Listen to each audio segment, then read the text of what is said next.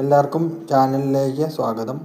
ഞാൻ ഇന്നിവിടെ പറയുന്നത് പൊതുവായി ഹനുമാൻ ജ്യോതിഷത്തെക്കുറിച്ച് പൊതുവായ ഒരു ഏകദേശ ധാരണ നിങ്ങൾക്ക് വരുത്താൻ വേണ്ടിയിട്ടാണ്.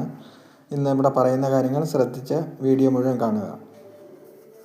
വിദേശഗമനം, വിദേശത്തു നിന്നുള്ള തിരിച്ചുവരവ്, കൃഷി, വ്യാപാരം, തീർത്ഥാടനം, രോഗിയുടെ മരണം, ഉദ്യോഗം, ഇഷ്ടദേവതാ പ്രസാദം, പരസഹായം, ഗൃഹപ്രവേശം, ധനപ്രാപ്തി, ഉദ്ദിഷ്ടകാര്യസാധ്യം, യുദ്ധം, പ്രേമം, വിവാഹം, വിദ്യാഭ്യാസം, സന്താനലാഭം തുടങ്ങി ഓരോന്നിൻ്റെയും ഭാവിഫലം അറിയുന്നതിനു വേണ്ടി ഓരോ വൃത്തരൂപം അല്ലെങ്കിൽ ചക്രം ഉപയോഗിച്ചിരിക്കുന്നു.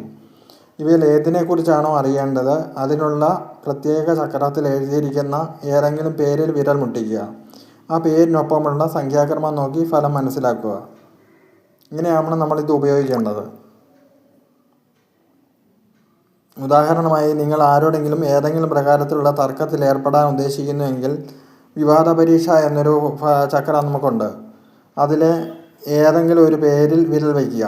അനന്തൻ എന്നുള്ളത് ആ ചക്രത്തിലുള്ള ഒരു പേരിൻ്റെ പേരാണ് അനന്തൻ.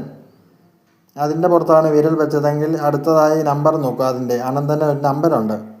വിവാദ പരീക്ഷയിലെ ചക്രത്തിൽ അനന്തൻ്റെ നമ്പർ 1 ഇനി അതിൽ താഴെ ഫലങ്ങൾ കൊടുത്തിട്ടുണ്ട്. അനന്തൻ്റെ ഫലങ്ങൾ ഏതാണെന്നുള്ളതും ആ നമ്പരും ആ പേരും നോക്കുമ്പം അതിലേതാണ് ഫലം നോക്കുമ്പോൾ അറിയാൻ പറ്റും. അതിലെ 1 നമ്പറിൻ്റെ ഫലം വായിച്ചാൽ മതി. ഇതായിരിക്കും നിങ്ങളുടെ വിവാദത്തിൻ്റെ ഫലം. ഇപ്രകാരം തന്നെ ഏത് പ്രശ്നത്തിനും ഉത്തരം കണ്ടെത്താവുന്നതാണ്.